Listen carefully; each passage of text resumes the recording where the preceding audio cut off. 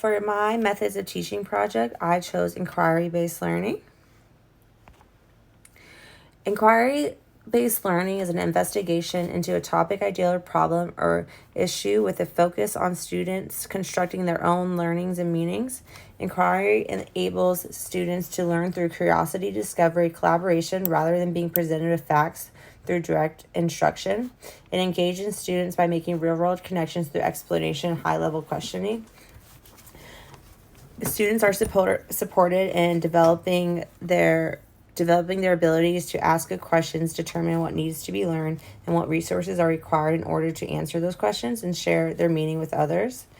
It's usually an independent investigation of complex questions and problems, which there is no single answer. Inquiry approach encourages students to investigate widely and deeply, make sense of information to build new knowledge, develop a solution or formulate opinions, present or share their new understanding with others, have a valuable learning experience that leads to taking some form of action, reflect on what they learned and how they learned it. It is based on the constructiveness theory of learning, which puts emphasis on the skills, attitudes, and understandings that students develop as they discover and construct new knowledge for themselves. Principles of inquiry-based learning. Principle number 1, learners are in the center of the entire process, while instructors, resources, and technology are adequately organized to support them. Principle number 2 is all learning activities revolve around information processing skills. Principle number 3 is instructors facilitate the learning process, but also seek to learn more about their students in the process of inquiry-based learning. Principle number 4 is emphasis should be placed on evaluating the development of information processing skills and conceptual understanding, and not on the actual content of the field. Some key features of inquiry-based learning. There's 4 elements central to it. It triggers curiosity, empowers students to ask questions and find answers themselves. It transfers some responsibilities from teachers to students. First, inquire. Students develop questions that they are hungry to answer. We have them develop a problem statement that requires them to pitch their question and using a constructive response rather further inquiry and citation. Research is the second one. The topic uses time in class. It's crucial to have some of this be classwork so students have access to the head researcher in the room, aka you. You aren't going to do the work for them, but you are going to guide them and model methods of researching reliably. The third thing is evaluate. You're going to have students present what they learned. And then you're going to construct. Students synthesize their findings by analyzing data, draw conclusions, and explain their findings. They reformulate and re-examine.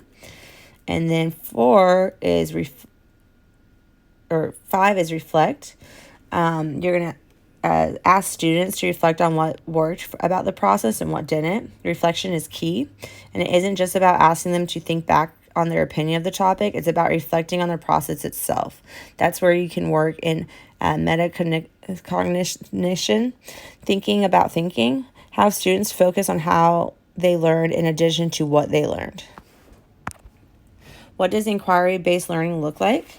It's revolved around student-centeredness, collaboration, critical thinking, constructiveness theory, and all that in the middle leads to inquiry-based learning. It creates deeper interest. Learners get to ask their own questions, creating greater interest in the topic. When they ask their own questions, they pay more attention, and they are seeking open discussions and answers. It teaches problem solving. Learners are told to find the answer to the questions they have. In many instances, this is effective because it prepares students for real-world scenarios, utilizing skills they need in the future. It enhances teamwork, which is part of collaboration. Learners learn how to work with each other and solve problems as a unit. It promotes knowledge retention. Fact sharing has proven to enhance the ability to recall that information later. This demonstrates that inquiry-based learning has greater retention capabilities. The 4 types of inquiry-based learning. There are different kinds of inquiry-based learning, which become decreasingly structured and suited for different classrooms. First is confirmation inquiry. You give students a question and its answers and the method of reaching this answer. Their goal is to confirm the results to build investigation and critical thinking skills, learning how the specific method works. This enables learners to reinforce already established ideals and to practice their own investigation skills. Structured inquiry, you give students an open question and investigation method. Learners are given the question and the method of achieving the results, but the goal is to provide an explanation that is already supported by the evidence gathered during and through the investigation process. They must use the method to craft an evidence-backed conclusion. Guided inquiry, learners are only given a question. The main goal is to design the method of investigation and then the test the question itself. This type of inquiry is not typically structured as the previous mentioned forms. You give students an open-ended question, typically in groups. They design investigation methods to reach a conclusion.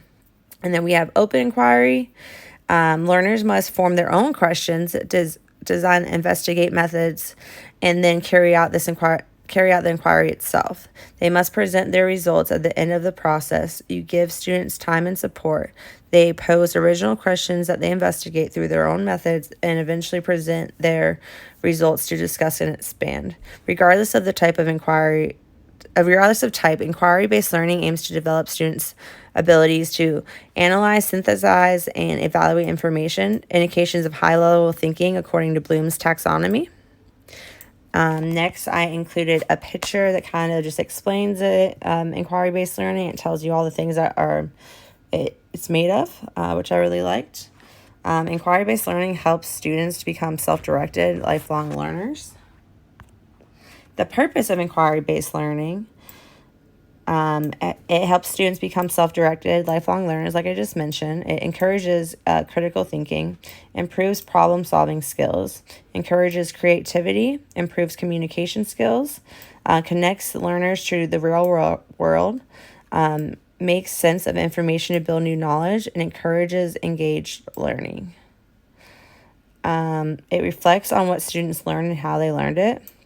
The reason inquiry-based learning is so broadly embraced is that it helps learners build social and emotional learning capacity, problem-solving, and college and career-ready skills. It is a way of engagement that steers from a traditional learning environment where the teacher lectures, the learners take notes and answers questions, complete homework, and sit for an exam. Inquiry learning is an investigation to a topic, ideal, problem, issue with a focus on students constructing their own learnings and meanings. It enables students to learn through curiosity, discover, and collaboration rather than being presented facts, like I mentioned above. When is it useful? It's useful during when learning something new, during science experiments, allowing students to conduct the experiments. This will encourage them to ask questions, thinking critically about the results. It's good on field trips. This allows them to explore real-world problems and see how what they are learning in the classroom is relevant. Classroom debates is another way to encourage students to debate a topic. They are forced to think critically about both sides of an argument. Projects are another way. When students are given the opportunity to work on a project that is related to the topic they are studying, they'll be more likely to learn and remember that information. Group work, when students work in groups, they're able to share their ideas and thoughts with others. This helps them to understand the material better. What students would benefit from them. Students that would benefit are students who are struggling to grasp a topic, students with unique learning needs, and students who are still building skills. Usually with when traditional methods don't work, that's when inquiry-based learning is really good, because when they are typically when they're struggling to grasp a concept, this process allows them to process content in different ways. Investigating question you present, they should be able to use their own techniques to analyze information that they may not normally find too challenging otherwise. As a result, they will most likely form conclusions that make sense to them. You can then discuss these conclusions and fill knowledge gaps to ensure everybody's on the same page. Furthermore, monitoring students throughout the activity can teach you about their learning styles, informing how to approach their difficult lessons. It helps all students, even ones with unique learning needs, develop critical thinking, problem solving, and communication skills. This is really good for students in elementary and middle school. In these grades, teachers guide through the inquiry process. I mentioned students who are building skills as it provides opportunities to adjust instruction and scaffolding learning. Teachers can embrace students' questions and teach them in a motivating context. It can ignite passion and inspire relevance in students. Teachers can use student inquiries and questions to develop engaging lessons.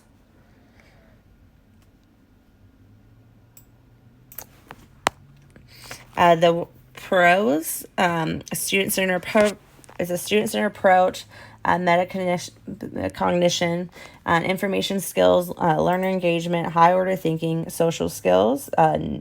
Cons are non-traditional method, testing performance, reluctance to participate, teacher mindset and preparedness, learner readiness. First, being self-directed is a critical skill for success in both post and secondary education in the workplace. It encourages students to build valuable and transferable skills, including information gathering, filtering, integration, critical thinking, self-assessment and reflection, collaboration, and knowledge retention. A student-centered approach is a key feature of inquiry-based learning. Its students learn how to learn. They can often transfer and apply these essential inquiry learning skills, deposition, and attitudes to new situations. Metacognition, knowing how we learn. The process can be an important part of inquiry learning. This might include strategies for developing students' thinking skills, understanding of how they learn. Inquiry learning includes reflecting on the learning process and knowledge gain. This sometimes leads to further questions. Information skills, such as reading and finding, evaluating, using, creating, and sharing information. Learner engagement, when students can bring their natural curiosity to an inquiry and are able to make decisions about their own learning, they can be more engaged, motivated, and confident. They can also gain a deeper understanding. While it is negative, the cons of inquiry-based learning are when teachers are focused when teachers focus learning time on learn-led inquiries, it is important that no area of curriculum is left behind. As we operate in a space where standardized testing is a norm, this could impact performance in this area with inquiry-based learning. Without key learning, students are unprepared for their exams. The second is reluctance to participate. It requires students inquiry-based learning requires students or learners' engagement and participation. Learners who will be asked to speak up and immerse themselves in activity. While this could enhance their public speaking skills and also promote teamwork, it could be daunting for learners who have issues of speaking out loud. Additionally, it could be challenging for those who do not have or who are not who do not think quickly on their feet. Comprehension and learning disabilities must be considered, which could become problematic. The other is a teacher mindset and preparedness. If the teacher does not completely understand or embrace this concept, they are unprepared and aren't able to engage with their learners on a deeper level. This creates a disconnect, which in turn leaves students unprepared and at risk.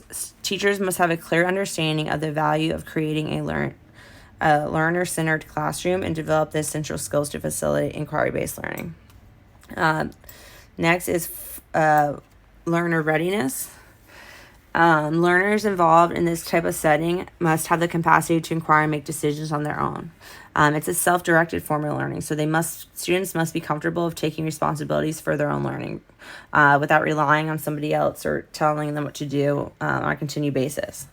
While this does provide for learner agency and voice, learners may not work well in unconstructed environments, that they are unprepared, unequipped for this shift.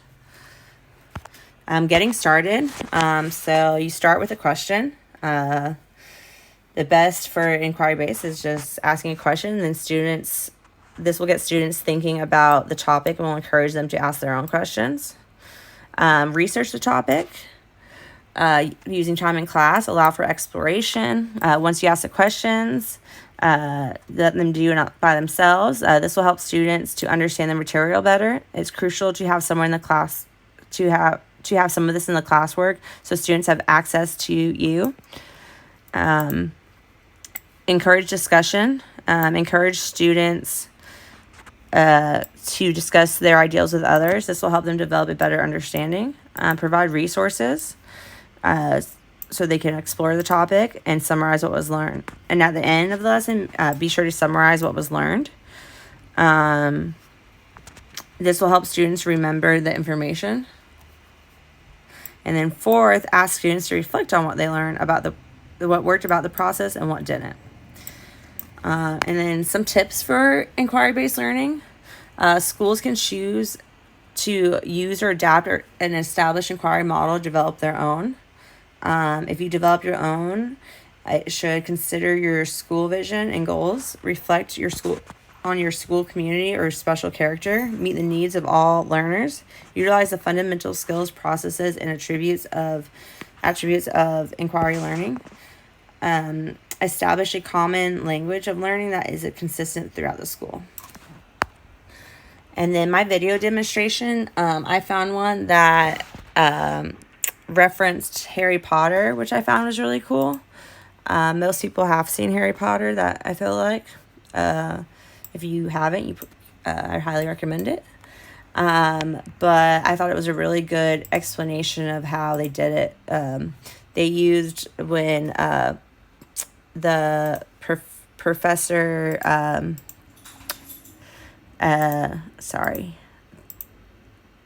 Professor Umbridge, when she took over the classroom, they started just reading from the book. They weren't doing hands-on spells.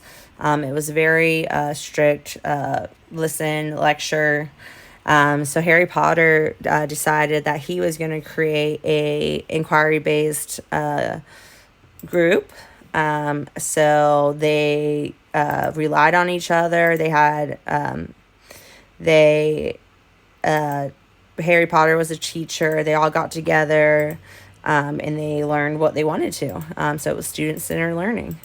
It's super cool video, less than 5 minutes long, super great. And then I have my references, and thank you for listening.